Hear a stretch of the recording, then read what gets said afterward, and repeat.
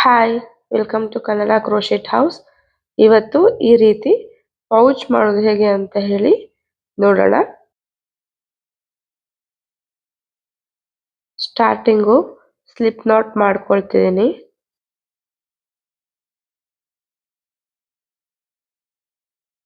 Next ಚೈನ್ಗಳನ್ನು ಹಾಕೊಳ್ತಾ ಇದ್ದೀನಿ.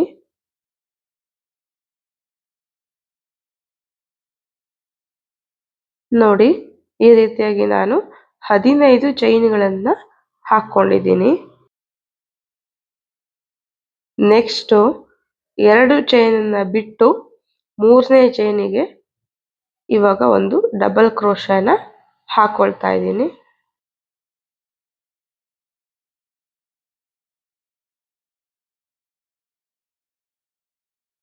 ನೆಕ್ಸ್ಟ್ ಚೈನಿಗೆ ಮತ್ತೆ ಡಬಲ್ ಕ್ರೋಶಗಳನ್ನು ಹಾಕೊಳ್ಬೇಕು.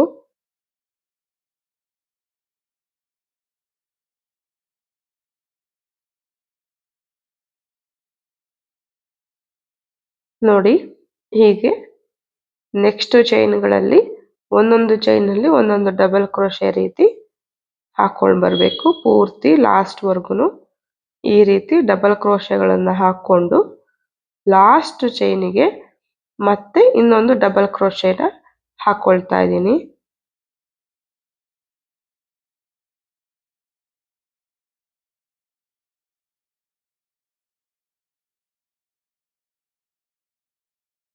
ಈ ರೀತಿ ಟರ್ನ್ ಮಾಡಿಕೊಂಡು ನೆಕ್ಸ್ಟ್ ಸೈಡಿಗೂ ಸಹ ನಾವು ಡಬಲ್ ಕ್ರೋಶೆಗಳನ್ನು ಹಾಕೊಳ್ಬೇಕು. ನೋಡಿ, ನಾನು ಈ ಚೈನಿಂದ ಇವಾಗ ಮತ್ತೆ ಡಬಲ್ ಕ್ರೋಶೆಗಳನ್ನು ಹಾಕೊಂಡು ಹೋಗ್ತೀನಿ.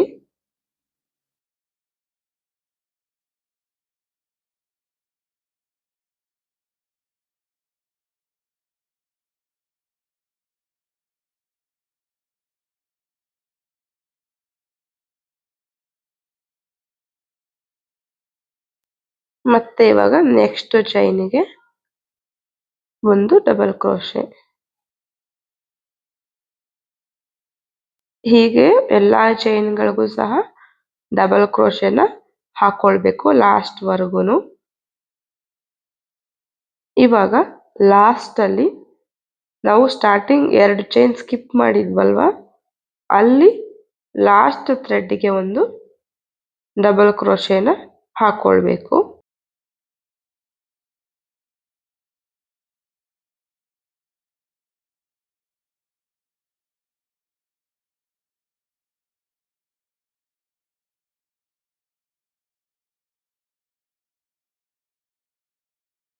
ಲಾಸ್ಟ್ ಅಲ್ಲಿ ಫಸ್ಟ್ ಸ್ಟಿಚ್ಗೆ ಒಂದು ಸ್ಲಿಪ್ ಸ್ಟಿಚ್ ಅನ್ನ ಹಾಕೊಳ್ತಾ ಇದ್ದೀನಿ.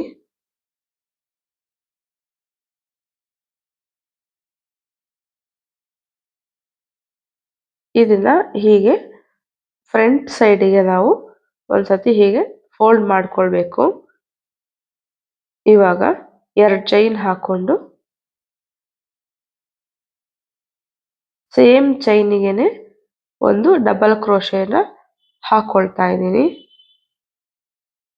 ನೋಡಿ, ಇಲ್ಲಿಗೆ ಒಂದು ಡಬಲ್ ಕ್ರೋಶೆನ ಹಾಕೊಳ್ಬೇಕು. ಇವಾಗ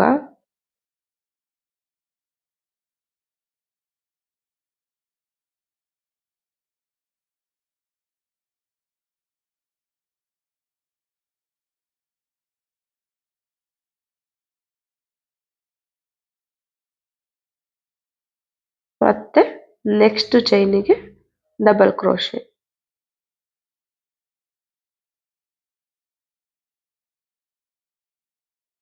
ಇದೇ ರೀತಿ ಎಲ್ಲಾ ಚೈನಲ್ಲೂ ಸಹ ಒಂದೊಂದು ಡಬಲ್ ಕ್ರೋಶೆನ ಹಾಕೊಳ್ಬೇಕು.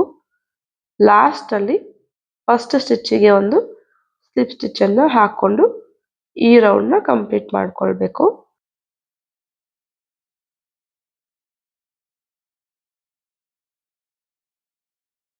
ನೆಕ್ಸ್ಟ್ 2 ಚೈನ್ ಹಾಕೊಂಡು ಸೇಮ್ ಚೈನ್ಗೆನೆ ಒಂದು ಡಬಲ್ ಕ್ರೋಶೆನ ಹಾಕೊಳ್ತಾ ಇದ್ದೀನಿ.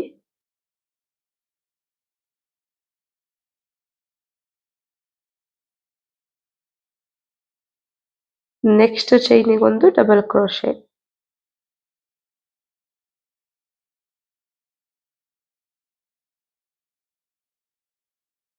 ಹೀಗೆ ಪೂರ್ತಿ ರೌಂಡು ಕಂಪ್ಲೀಟ್ ಮಾಡ್ಕೊಳ್ಬೇಕು. ಮತ್ತೆ ಸೇಮ್ ಇದೇ ರೀತಿ ರಿಪೀಟ್ ಮಾಡ್ಕೊಳ್ತಾ 8 ಲೈನ್ಗಳನ್ನ ಹಾಕೊಳ್ಬೇಕು. ನೆಕ್ಸ್ಟು 2 ಚೈನ್ ಹಾಕೊಂಡು ಸೇಮ್ ಸ್ಟಿಚ್ಗೆನೆ ಒಂದು ಡಬಲ್ ಕ್ರೋಶೆನ ಹಾಕೊಳ್ತಾ ಇದ್ದೀನಿ.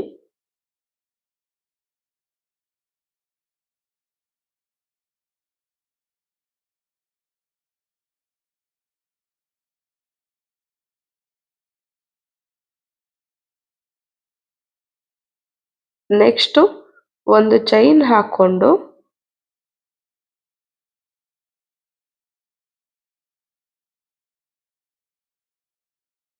ಒಂದು ಸ್ಟಿಚ್ಚನ್ನ ಸ್ಕಿಪ್ ಮಾಡಿ ನೆಕ್ಸ್ಟ್ ಸ್ಟಿಚ್ಗೆ ಒಂದು ಡಬಲ್ ಕ್ರೋಶೆನ ಹಾಕೊಳ್ತಾ ಇದ್ದೀನಿ.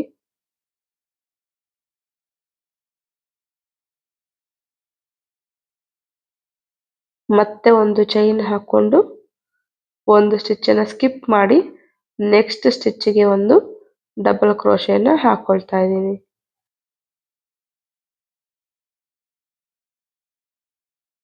ಮತ್ತೆ ಒಂದು ಚೈನ್ ಹಾಕೊಂಡು ಒಂದು ಸ್ಟಿಚ್ಚನ್ನ ಸ್ಕಿಪ್ ಮಾಡಿ ನೆಕ್ಸ್ಟ್ ಸ್ಟಿಚ್ಗೆ ಒಂದು ಡಬಲ್ ಕ್ರೋಶೆನ ಹಾಕೊಳ್ತಾ ಇದ್ದೀನಿ. ನೋಡಿ ಇದೇ ತರ ಪೂರ್ತಿ ನೀವು ಹಾಕೊಳ್ಬೇಕು ಲಾಸ್ಟ್ವರೆಗೂ. ಈ ರೀತಿ ಹಾಕೊಂಡ್ಮೇಲೆ ನೆಕ್ಸ್ಟ್ ಮತ್ತೆ 2 ಚೈನ್ ಹಾಕೊಂಡು ಸೇಮ್ ಸ್ಟಿಚ್ಗೆ ಒಂದು ಡಬಲ್ ಕ್ರೋಶೆನ ಹಾಕೊಳ್ತಾ ಇದ್ದೀನಿ.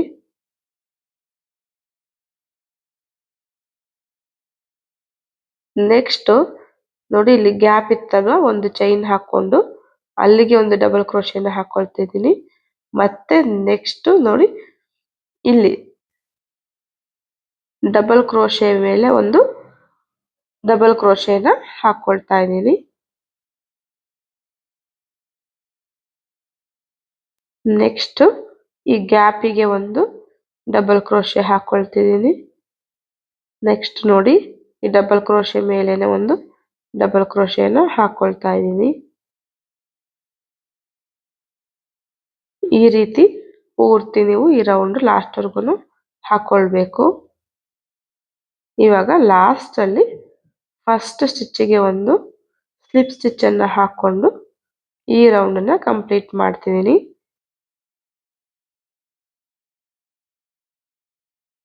ನೆಕ್ಸ್ಟ್ ಒಂದು ಚೈನ್ ಹಾಕೊಂಡು ಥ್ರೆಡ್ ನ ಕಟ್ ಮಾಡ್ಕೊಳ್ತಾ ಇದ್ದೀನಿ.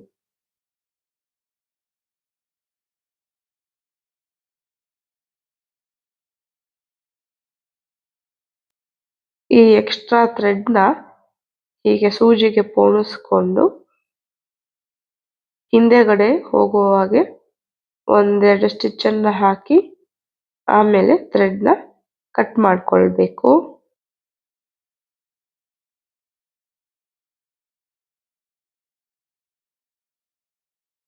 ನೋಡಿ ಈ ರೀತಿ ಒಂದೆರಡು ಸತಿ ಹೊಲ್ಕೊಂಡು ದಾರನ ಕಟ್ ಮಾಡ್ಕೊಳ್ಬೇಕು.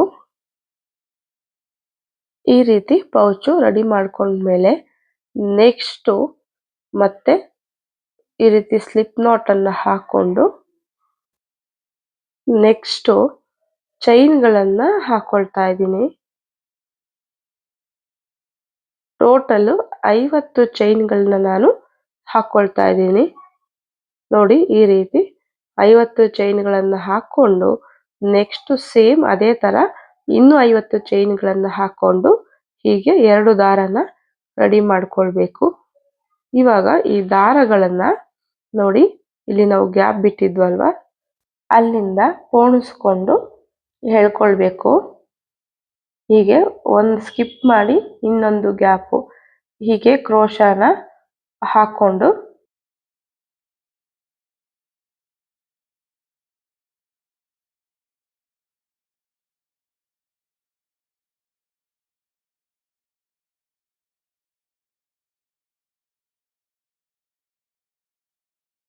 ಲಾಸ್ಟ್ ಅಲ್ಲಿ ನೋಡಿ ಈ ರೀತಿ ದಾರನ ಕ್ರೋಶಾಗೆ ಪೋಣಿಸ್ಕೊಂಡು ಹೀಗೆ ಎಳ್ಕೊಳ್ಬೇಕು.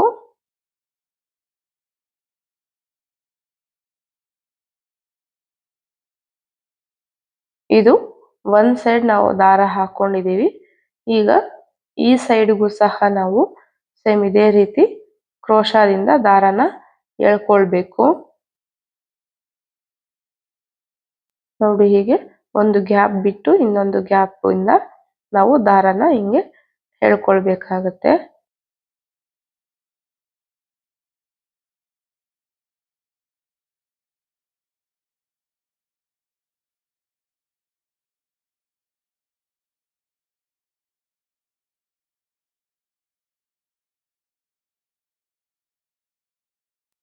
ನೋಡಿ ಹೀಗೆ ನೆಕ್ಸ್ಟ್ ಸೈಡ್ಗೂ ಸಹ ನಾವು ಇನ್ನೊಂದು ದಾರ ಇತ್ತಲ್ವಾ ಅದನ್ನ ಹೀಗೆ ಪೋಣಿಸ್ಕೊಳ್ಬೇಕು.